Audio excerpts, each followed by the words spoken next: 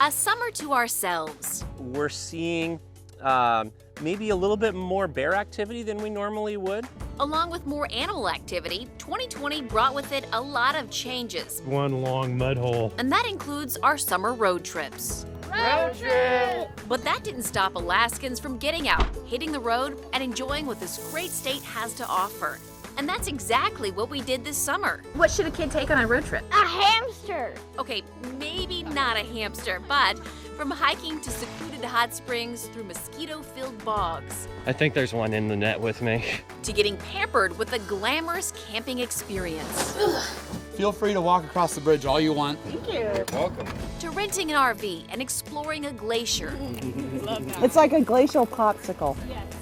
Oh my gosh. To visiting one of the nation's most famous national parks. I think probably the coolest thing about this entire trip has been the wildlife. The pandemic didn't stop us from enjoying the summer and having the state to ourselves. And honestly, it's a lot more exciting than I thought it would be. This is Alaska's news source, Road Trippin 2020, socially distant edition. As you can see, the leaves are changing and fall is in full swing. We have had a lot of amazing journeys this summer, but none nearly as difficult and demanding as the hike to Talavana Hot Springs. Talavana Hot Springs is located south of the Elliott Highway in interior Alaska and is the most remote of the big 4 hot springs in the region. Besides an airstrip, the hot springs are accessible through 3 trails, 2 of which are only usable in winter. So the trail it is. The trek to the trailhead is 100 miles north of Fairbanks, but nothing had prepared the team for the journey that was ahead. Our boots were tied, State land. bags were packed, and our spirits were high. 100-mile drive from It Fairbanks. was time to embark on our 10.1-mile hike to the Talavana Hot Springs. Second name for the record is Record. Leading the way was co-owner of the hot springs, Matt Record. The trip is half the fun. Fun on this hike meant a bog, bugs, and mud. One long mud hole that's, I don't know, 200 or 300 yards long. It may have been Tom's daughter's nicknamed it the Hall of Death. The climb to the top of the Talavana Hot Springs Dome welcomed us with a beautiful view, but the best was yet to come. I'm ready for a soak, dude. Once we arrived at Talavana, the springs were calling our name. Talavana's issue is that it's got too much hot water and not enough cold water. But that hot water was exactly what we were looking for. We call this the upper tub. It's right here at the source of the hot spring. Property's 3 hot springs gave our crew plenty of options to choose from. We have what we call the middle tub.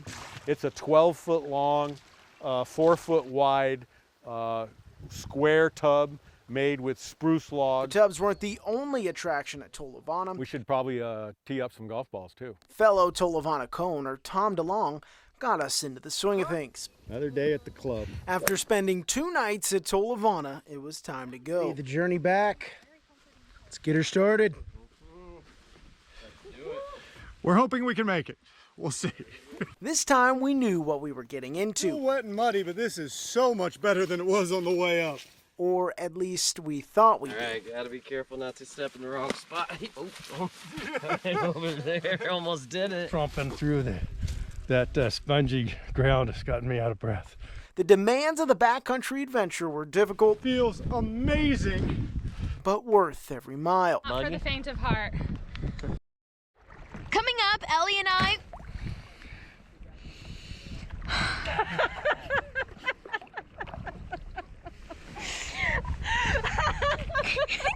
Thank you.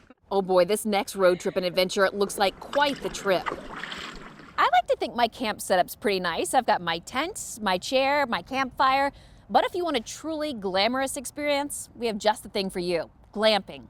Our crew traveled to Seward, where about 11 miles southeast of the town, nestled in Resurrection Bay, is a cove shaped like a whale tail called Humpy Cove. On the far north end of Humpy Cove rests 9 eco-friendly yurts, built over the years on a private island and nearby shoreline by Dennis and Susan Swiderski, owners of the Orca Island Cabins. And as Sammy Solina tells us, it is a truly one-of-a-kind escape from the hustle and bustle, and definitely nicer than the setup I have here. All right. Here we go. This summer to ourselves really leaves Alaskans an opportunity to leave home. All right, are you ready? Yeah. And venture out. This is my roommate, Ellie. She's a producer with KTUU as well. 2.5 hours goes by fast with good company, and now it's time to hit the docks. So we're about to leave Seward, head on to the water taxi, and soon we'll be at Orca Island Cabin. Susan Swiderski, the owner, and her son Simon pick us up, and it's smooth sailing across Resurrection Bay until... Hey, where's the hat? We have a hat overboard situation. Gilbert Cordova, our digital producer, he lost his hat, so we're stopping the boat. I gotta get a hat. I'm gonna rescue a hat. It's a great drill for us, so. Don't worry, Susan and Simon saved the hat, and now it's smooth sailing. So it's a 9-mile ride out there. We're almost done. We had some great views. It's a little bit chilly, it's a little bit windy, but we got to see some sea otters on the way, so I think it's all worth it. And then we get our first glimpse of the island getaway. Finally made it to Orca Island Cabins. Let's go inside the yurt. A lot of love was put into this place. It was built from the ground up by Susan, her husband Dennis, and others passionate about the project. Because people go, why didn't you just put a house up here? And we never thought of doing that, never once. We always thought we wanted to make it available for others. A yurt here, solar panels there, an art studio, a bridge connecting the island to the shore, and 24 years later, we have today's home away from home. 9 yurts nestled into Humpy Cove. It evolved into what it is. We just happen to be in a unique, remote wilderness setting with an abundance of wildlife here in Resurrection Bay that migrate into this cove. The scenery is spectacular. It's not hard to catch views of wildlife. Catch your dinner.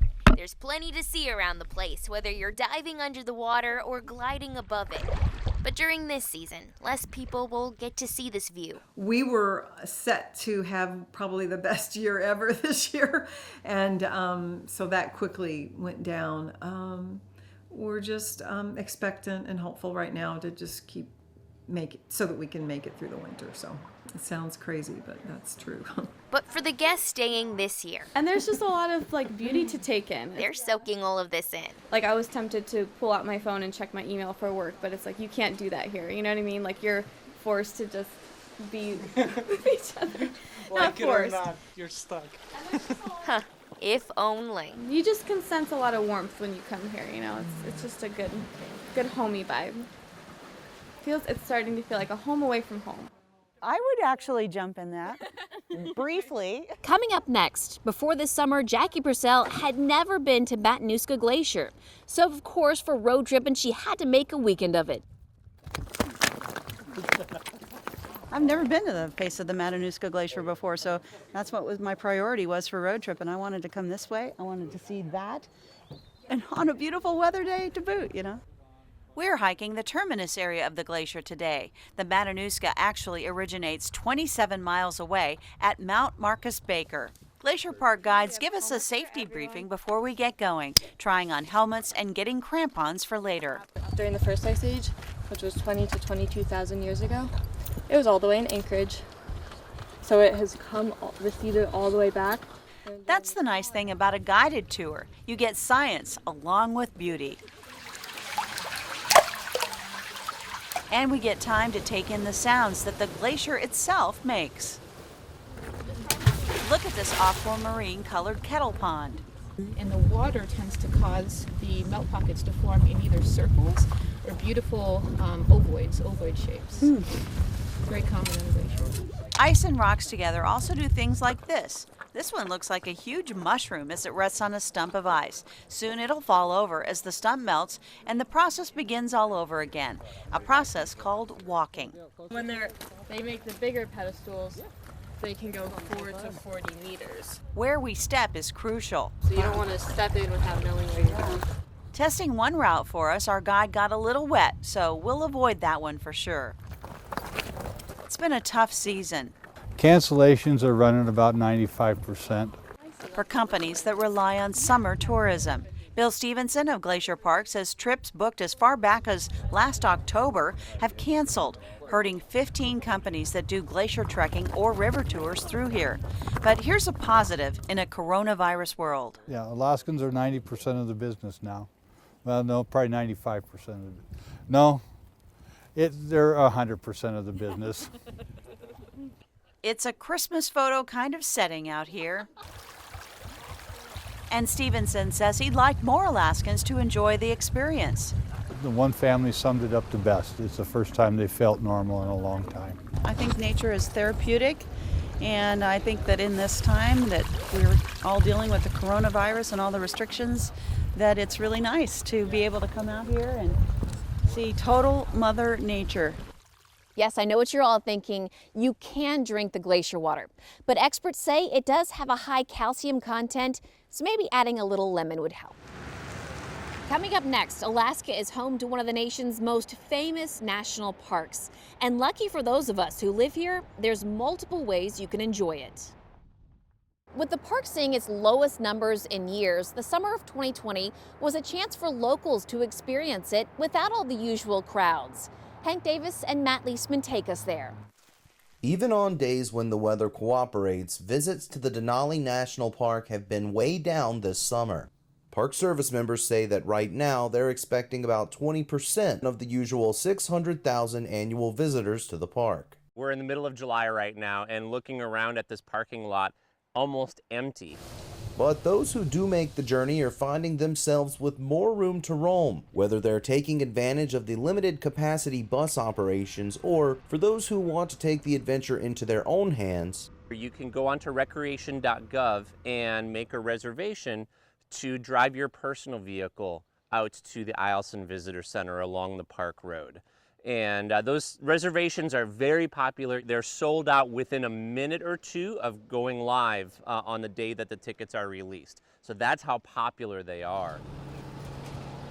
So during a summer when we're all looking to put space between ourselves, maybe it's time to witness the stunning views of Polychrome Pass or the abundance of wildlife that calls this magical place home.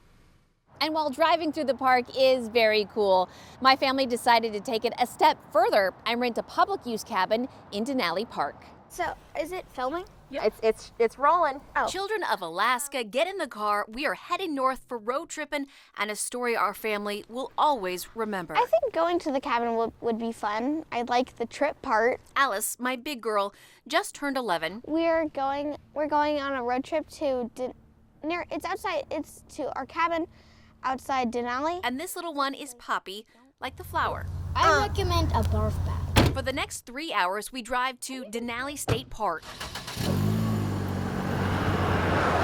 to Byers Lake, Cabin 2. I think going to the cabin would be fun.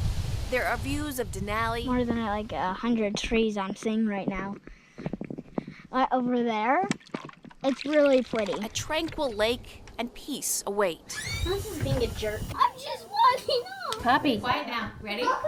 Rose, we're being quiet now. What? I'm totally kidding. This trip involves little children and a whole lot of mosquitoes. It's so funny because the camera sees like 3 mosquitoes just like right on your face. I'm glad my husband is obsessed with killing those mosquitoes because there are a lot of them. My name is Kyle Hopkins. I'm Rebecca Paulsha. I'm Mr. Paulsha. Make sure to bring a net and bug spray. I'm gonna get every single mosquito out here by the time we leave. The key to cabin life, all right, shut the door, is being open to new family adventures, which are a complete mess, but wonderful. And remember these words. Close the door so you don't get in the mosquitoes. Because you'll say it a lot. Seriously though, this trip was incredible. We didn't have cell service, which meant more time for nice meals, books. Currently, I'm rereading the Percy Jackson series. And of course, drawing. This one. It's a theme here, creating family memories. The cabin's guest book details some pretty incredible moments in life. So what a perfect cabin weekend. We came out to our favorite public use cabin, 3rd year in a row, to celebrate our anniversary, and to my absolute surprise, Kevin proposed. Girls loved the loft, which they turned into their own private sleeping area. Well, I like that we get to sleep high up. Kind of nice. I like the view over there. And when you're ready to return to your regular life, okay, ready? Leave a piece of you behind. Like the dozens of families before us, we left a note in the cabin's guest book for the next guest. Poppy said watch out for bugs. So from Kyle, it's fun to have the girls along with us. And Poppy, Denali was beautiful. And Alice and myself. Signed, Alice, Kyle, Rebecca, and Poppy. Nice job. Closing the book on a family adventure we'll remember longer than the bug bites. Well, that is a wrap for Road Trippin' 2020. From our family at Alaska's News Source to you, we will see you next summer.